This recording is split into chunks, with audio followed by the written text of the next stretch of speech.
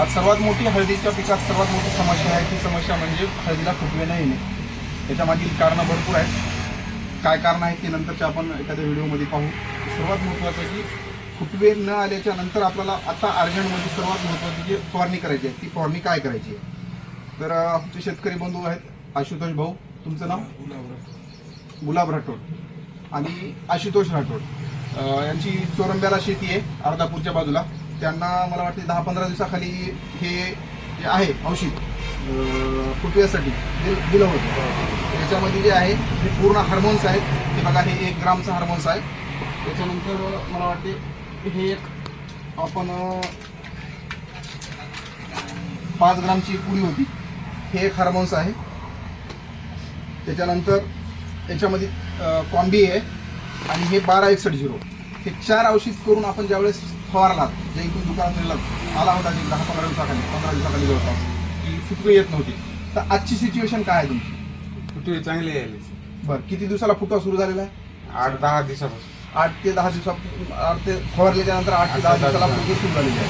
म्हणजे पहिलं फुटवे होते का त्याला? बिलकुल फुटवे नव्हते. आणि जसे फवारल्याच्या नंतर त्याचे फुटवे संपत झाले. तुम्हाला किती दिवस झाला फवारून? 10-12 दिवस झाला फवारून. आज कंडिशन काय आहे? भरपूर फुटवे. तरी एक अंदाजित एका झाडाला किती फुटवे दिसले तुम्हाला? 2, 4, 5 असे. आता म्हणजे 2, 4, 5 टोटल बेडला फुटवे. टोटल बेडला फुटवे सुरू झालेले आहेत.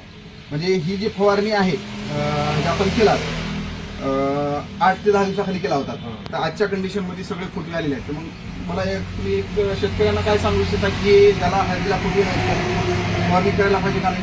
करायला पाहिजे. हां, आणि याच्यासोबत तुम्ही जी किट वापरली होती, किट कुठली वापरली होती?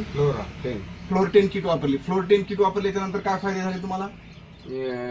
म्हणजे हळदीचे हे झाले, रंग वगैरे वाढ चांगली, पांढऱ्या मुळ्याची वाढ चांगला झाला. पानाचा कसा झालेला आहे? जाड झाला. स्टम जाड झालेला आहे. पाण्याचा आकार पण मोठा झालेला.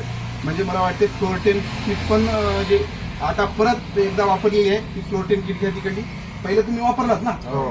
पहिलं एकदा वापरून सुद्धा त्यांची इच्छा झाली की परत एकदा वापरा. कारण पाऊस जर जास्त झाला असेल तर सड असेल, मर असेल, ह्या सगळ्या रोगासाठी हीच किट वापरली होती तुम्ही. ही फ्लोर 10 किट डबल वापरलात आज.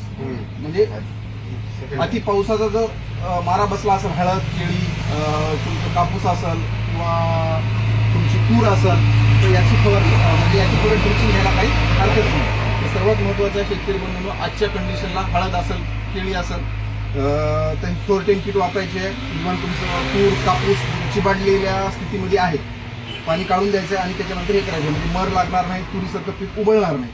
आणि हे जे सांगलेले हार्मोन्स आहेत तुम्हाला, हे हार्मोन्स हळदीसाठी फवारणी घ्यायचे जास्तीत जास्त, जेणेकरून फुटवे होतील. धन्यवाद.